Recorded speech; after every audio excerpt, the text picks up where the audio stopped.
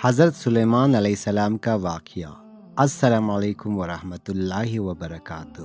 محترم ناظرین، آج کی ویڈیو میں ہم بات کریں گے ایک عظیم پیغمبر، اللہ کے برگزیدہ نبی اور دنیا کے سب سے بڑے بادشاہ حضرت سلیمان علیہ السلام کے بارے میں، جنہیں اللہ تعالیٰ نے ایسی حکومت، علم، فہم اور معجزات عطا کیے جو کسی اور کو نہیں دیے گئے۔ حضرت سلیمان علیہ السلام حضرت داؤد علیہ السلام کے بیٹے تھے اور اللہ تعالیٰ نے ان کی نسل میں نبوت اور حکومت جاری رکھا۔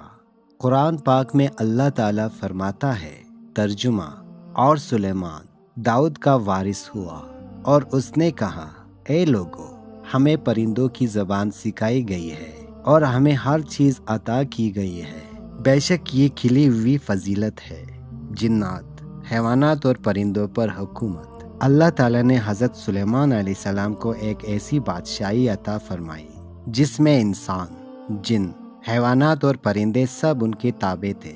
پرندوں کی بولی سمجھتے تھے، جنات ان کے حکم سے عمارتیں اور قلعے بناتے، ہوائیں ان کے حکم سے چلتی تھی، چونٹیوں تک کی گفتگو سنتے تھے۔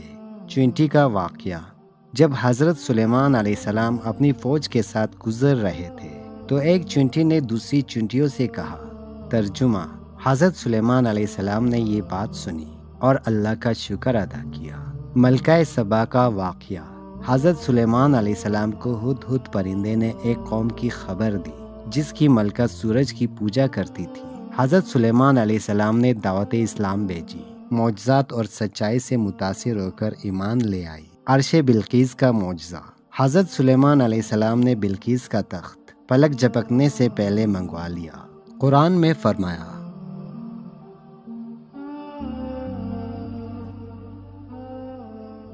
حضرت سلیمان علیہ السلام کی وفات بھی ایک عجیب معجزہ تھی۔ جب وہ جنات سے کام لے رہے تھے تو وہ اپنی لاٹھی پر کڑے رہے اور جنات سمجھتے رہے کہ وہ زندہ ہے۔ جب ان کی لاٹھی ٹوٹی اور وہ زمین پر گرے تو جنات کو معلوم ہوا کہ وہ فوت ہو چکے ہیں۔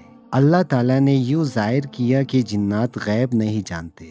حضرت سلیمان علیہ السلام کی زندگی ہمیں یہ سبق دیتی ہے کہ اقتدار، علم، دولت اور طاقت سب کچھ اللہ کی عطا ہے، اور جب یہ چیزیں اللہ کی رضا کے لیے استعمال ہو تو دنیا و آخرت دونوں کامیاب ہو جاتے ہیں۔